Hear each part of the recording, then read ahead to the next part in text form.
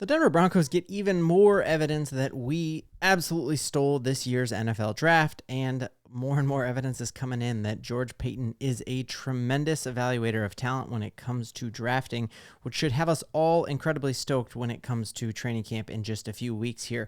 We're going to break down the great news that has come across, who we're going to be watching at training camp, and the battles that are here to ensue. If you're new to the channel, I'm Ben, diehard Denver Broncos fan. Helps me out a ton if you like the Broncos, if you would like and subscribe. So the news, the evidence that the Denver Broncos went out and stole this draft, and it's starting to compound. Like George Paton's resume as far as evaluating talent and going out and getting it in the draft is impeccable. And I think that is why he didn't get fired even after hiring Nathaniel Hackett, even after hiring and giving the biggest contract of Denver Broncos history to Russell Wilson.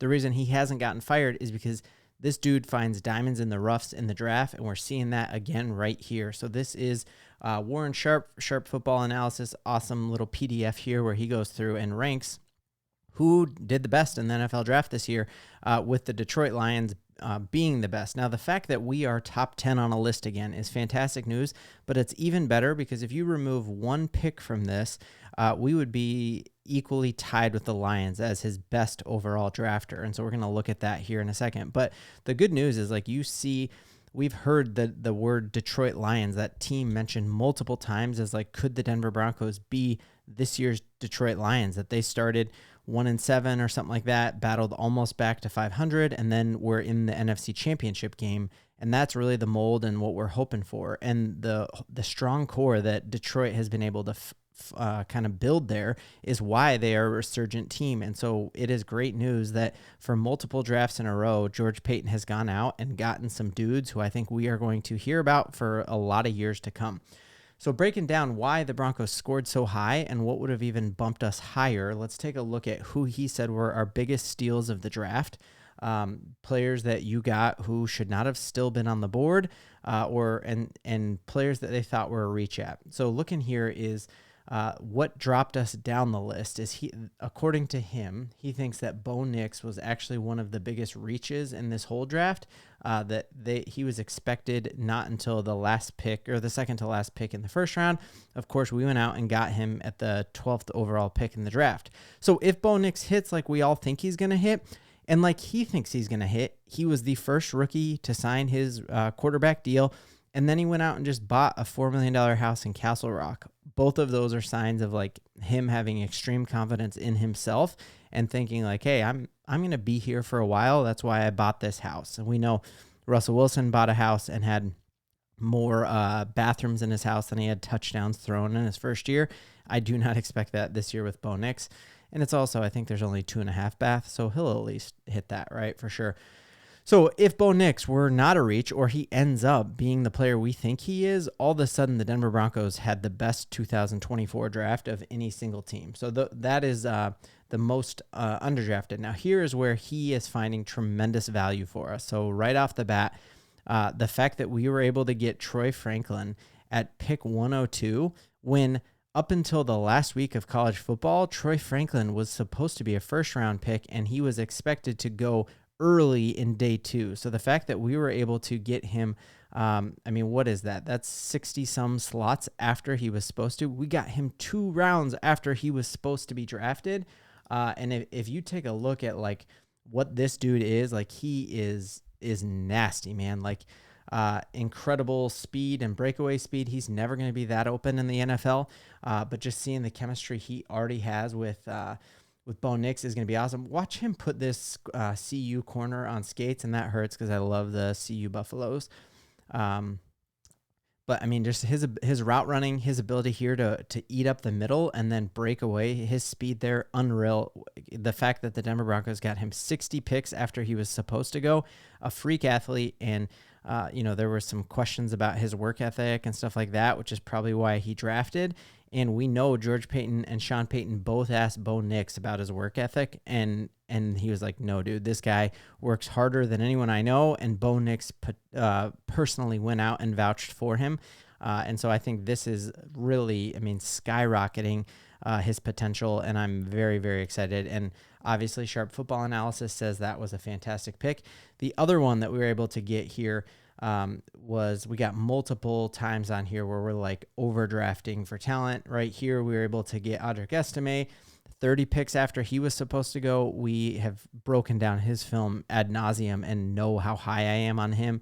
Cecil Lammey said he's the most powerful running back to come out in the past 20 years and compares him to like Jerome Bettis when it comes to his power. So definitely excited to see, is he the future running back of this team? Like, is he RB1 this time next year? And that's going to be really interesting to see. And then right here, a player we haven't even really talked about much on this channel is Kris Abrams-Draine. We've been talking like, hey, Pat Surtain has the one slot locked up. McMillian has the slot receiver covered. Who is going to be that real lockdown corner on the outside, the other side of Pat Surtain? We know what a tough position that is, and we've heard Riley Moss's name floated there. Mathis, we've heard a lot of names there, but man, could Kris Abrams-Draine truly be a rookie corner who steps in and shocks some people? Because again, we got him 45 slots. No, that's even more. That's 55 slots after he was supposed to be drafted. They expected him at the end of day 3, and look at how far he fell. He fell to the 5th round for us.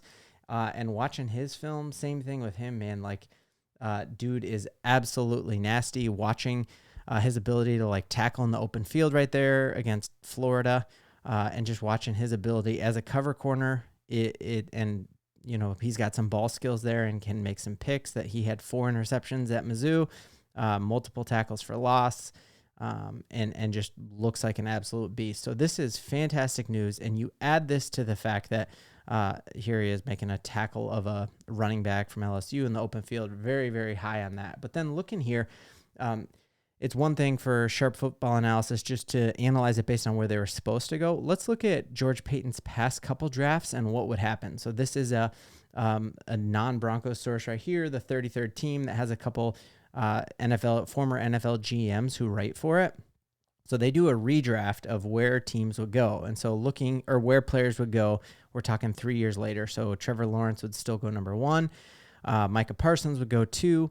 But looking through here, this is fantastic news. That remember when George Paton picked Pat Surtain, everyone was like, oh, you should have gotten Justin Fields. You should have gotten all these other people. Like, Pat Surtain jumps up and is the first corner off the board, and really like the first Penei Sewell is dirty and like amazing offensive tackle. But the fact that Pat Surtain is here, and we see that NFL coaches, GMs, scouts came out and said that Pat Surtain is the best corner in the game. So in a game that is more and more pass heavy, and everyone's giving all the money to wide receiver ones, it is so important to have a lockdown corner. And the whole league is unanimous that we have the best corner in the league. And there's this spot isn't even close. And half of those dudes on that list at the Pro Bowl said that Pat Surtain was their favorite corner. So that's awesome. But it gets even better. So if you keep going through here, here's what NFL GMs are saying, where they would draft people. Look who is all of a sudden a first-round draft pick. And that is a guy that we were able to get all the way back in the 3rd round in Quinn Meinerz. And so anytime you get we're talking one draft class, we have multiple first-round draft picks in that one draft class. And if you look at some of his other, like Pat Surtain should have been a 5th overall draft pick. If Javante's healthy, that's a game changer. And Quinn Meinerz should have been a first-round draft pick. Baron Browning, when he plays this whole season, do not be shocked to watch either Baron Browning or Jonathan Cooper get 10 sacks this year. To get Jonathan Cooper in the 7th round and then have to give him more bonuses because of how highly he performed over his contract. That's fantastic. Caden Stearns, everyone's saying, is looking like an absolute dog right now and could be in the rotation for a starting safety role. And really the only misses in George Paton's draft have been dudes who just haven't been able to stay healthy. So then let's look at the 2022 draft where we didn't have a first round pick. You're hearing what Vance Joseph, what Jim Leonard, what Sean Payton are all saying about Nick Bonito. And they're like, hey, just watch out for this guy this year. Again, he could be a breakout pass rusher here. If Dulcich is healthy, when he was healthy, he showed tremendous flashes and Owazirike, a person we haven't talked about much yet, he was suspended because of gambling when he was in college and gambling on teams that he played for, and it seems like he is going to be reinstated perhaps even this year, and there's a lot of hope for what he could be. Before the combine, people were saying that he is a good backup and has a potential to become a starter. You could say he might be too far behind the 8 ball because of his suspension.